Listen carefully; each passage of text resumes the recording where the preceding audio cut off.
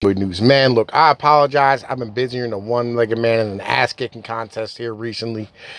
Add to that, man, my car got broken into, my laptop, microphone, all that shit got stolen. Like, it is what it is. And I mean, it happened on Thanksgiving. So, like, I'm stuck making shit from my phone again. But, like, sometimes there's a story that comes through that's just so important that I need to make a story on it because nobody else is fucking doing it. And that's kind of super aggravating to me. Like, I don't really care about politics. Politics is a bunch of dumb lawyers in some fucking place in Washington, D.C. arguing about nonsense that doesn't really matter. This is something that actually fucking matters, legitimately. And the Washington Post, I'd like to say thank you for doing your fucking job. Like, for the first time in a long time, you legitimately are doing something that is amazing for your nation. And I want to say I am eternally grateful for you doing this. And, like, I'm going to put that out here right now. Like, this is legitimate journalism and this needed to be done.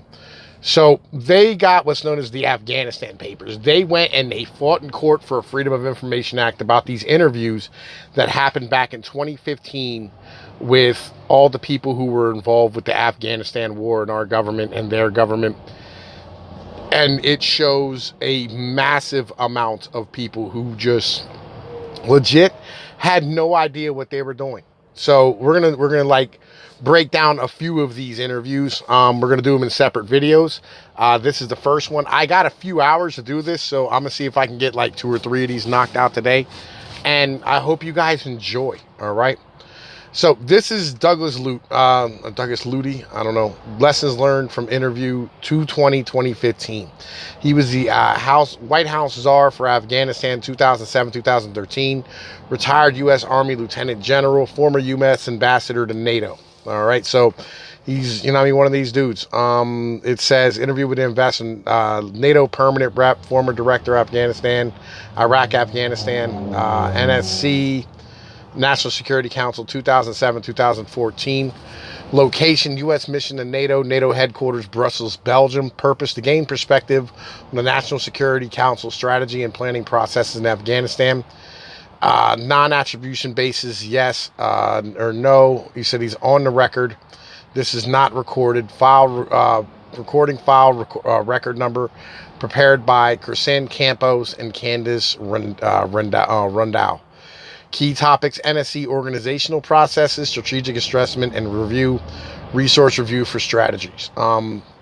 Lessons learned programs. An effective lessons learned program will be organic. It's done from outside and would generate antibodies, but nonetheless, it's still worthwhile effort. I did not have a lot of direct interaction with NSC. My perspective from 2004-2007 is through CENTCOM, and then J3 and J3 typically does not attend NSC meetings CENTCOM is invited to. So, case by case basis, I would say until 2007, I had no direct interaction with the NSC. I had seen the convener role of the NSC from my seat in the Joint Staff prior, but before my prominent role as director, I didn't have a view in the NSC processes. NSC took direction from DOD within the Joint Staff. From 2004 to 2007, during the Rumsfeld years, it was a tight leash on the DOD. This coincides with my outside years. There was no huge role for the National Security Council at that point, except for PCs. I forget what it's called. In 2006, big moves were made. There were elections. Rumsfeld transitioned to Gates, and Petraeus took command in Iraq in 2007. Haley convinces the president that the NSC needs a bigger role. He needed a deputy to focus on Iraq and Afghanistan, whose attention would break down to about 85% Iraq and 15% Afghanistan, or maybe even 90% attention in Iraq and 10% attention in Afghanistan. This reflects the weight of effort regarding troop numbers. In 2007, Afghanistan was viewed as an economy of force, in other words, a secondary effort. The scheme was to hire someone who knew the two conflicts and would relieve Haley of the daily duties of advising the National Security Council. There was not much of a sense of strategy in the military sense, ways, means, and ends, but obviously there was a sense of policy. But what the NSC does, however, there is not attention given to goals, methods, and resources, which is essentially what strategy is. The only professional group that does real strategy is the military. From that perspective, it's not hard to see where to contribute. Why should we have the expectation that outside the military, the leadership knows how to do strategy? Haley is a corporate lawyer. He's not schooled in policy. Susan Rice, Leon, they are not schooled in this. Maybe they have some experience in policy, but definitely not strategy. Therefore, is a heavy burden on the military for strategy development. It was not rational processes that determined the National Security Council needed a strategist. It felt like it happened randomly on a Tuesday. But there was a structural gap. There was 2 wars going on, and we didn't have anyone speaking strategically. There was a gap or a void in trying to connect ends, ways, and means. Resources, reviews, and strategy. The resource reviews came from a Clausewitzian strategic logic of ends, ways, and means. Clausewitz was the guy who said politics is a continuation of economics by another means, or war by another means, right? War is a continuation of politics by another means, right? I use his quotes quite often. And I mean, he was a military general from Germany back in World War I. Strategy is the initial alignment of what you want to achieve, goals or ends. The NSC is good at this part of the policy. There is a healthy paragraph outlining goals in Afghanistan.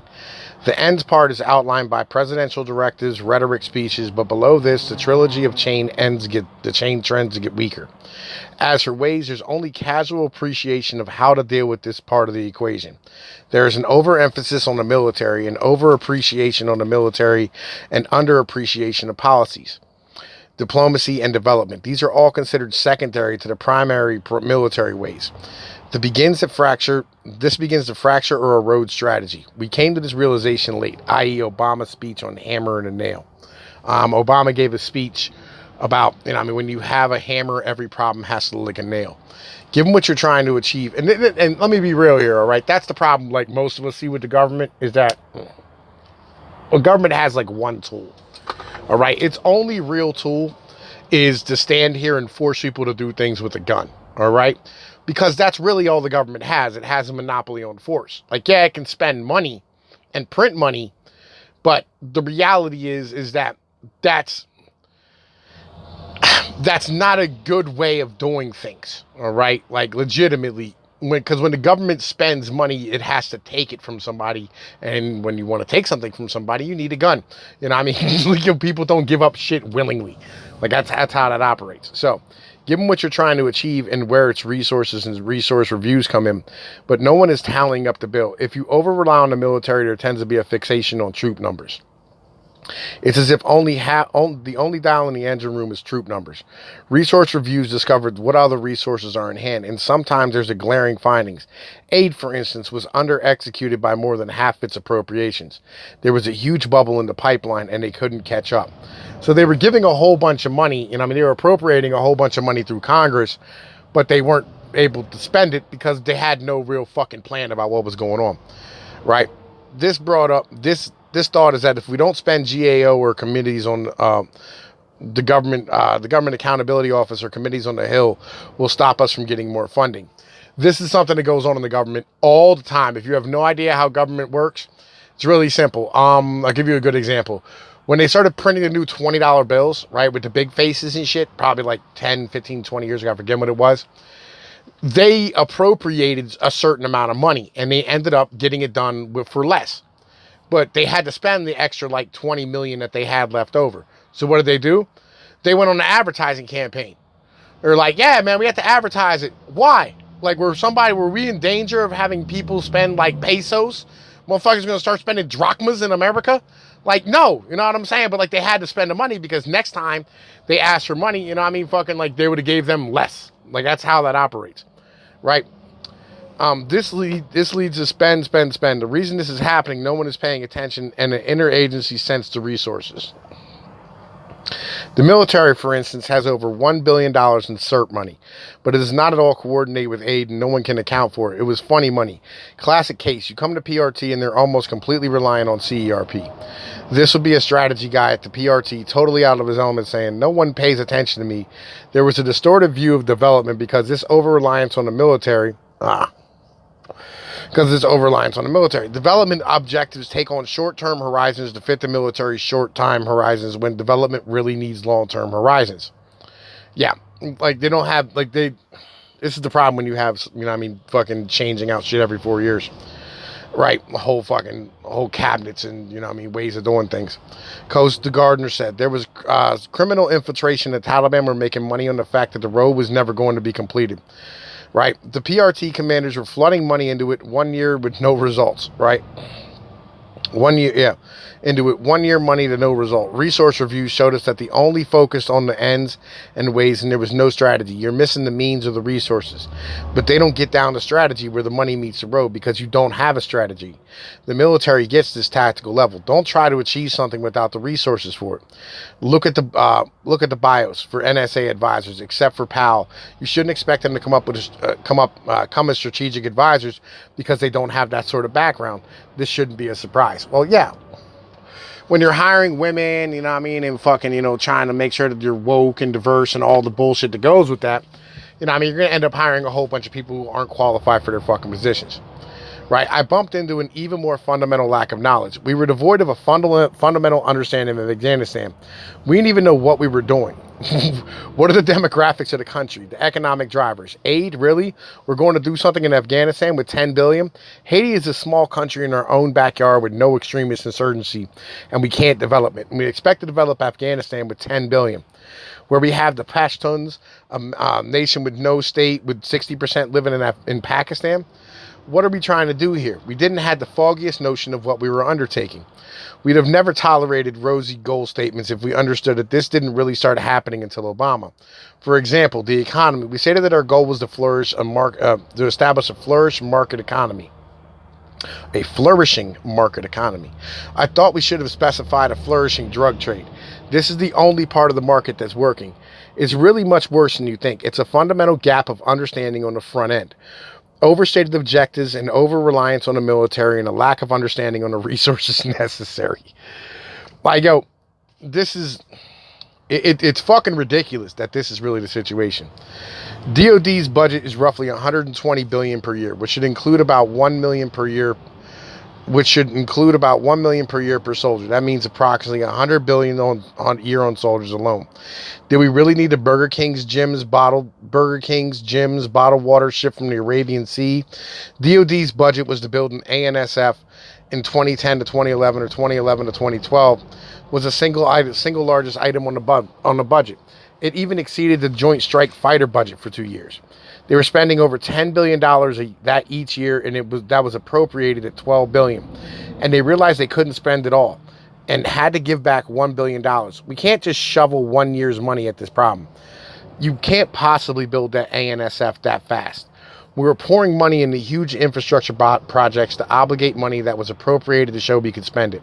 And we were building infrastructure in ways that Afghanistan could never sustain or even use in some cases. One poignant example of this is a ribbon cutting ceremony complete with giant scissors I attended for the district police chief in some godforsaken province. It was a U.S. ASC completed building with a glass facade and an atrium. The police chief couldn't even open the door. He had never even seen a doorknob like this. To me, this encapsulates the whole experience in Afghanistan. So, this is the first in 611 fucking interviews. We're going to try and cover 4 or 5. And we're going to do better than every other news site on goddamn YouTube or the internet in general. Why is this? Because I'm Pinoid. Alright? And that's what the fuck it is we do. But in the meantime, man, you know what I'm saying? I want you to like, share, and subscribe. Get this shared out. So everybody understands exactly what the fuck happened in this Afghanistan war. And we're going to get even deeper into this. Because there's worse shit to come. Alright? Time, peace, and Pinoy Deuce. Peace be like one. Later.